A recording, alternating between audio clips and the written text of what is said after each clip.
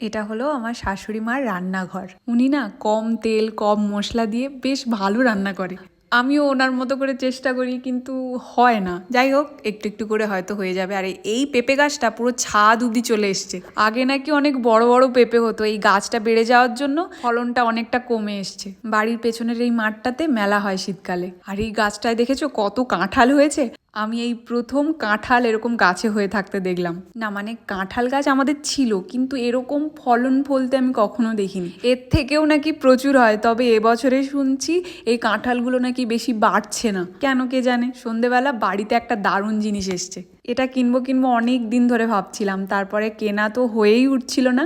শেষমেশ অর্ডার দিয়েছি মিশো থেকে, এটা কিনলাম। আর হ্যাঁ, এটা কিন্তু কোনো প্রমোশন ভিডিও না, বিছানায় বসে যে কোনো কাজ এতে আরাম করে করা যাবে। যাই হোক, চলো সবাই ভালো থাকো, সুস্থ থাকো, আর সবাইকে ভালো রাখো। আজকে তাহলে আসি, দেখা হচ্ছে কাল।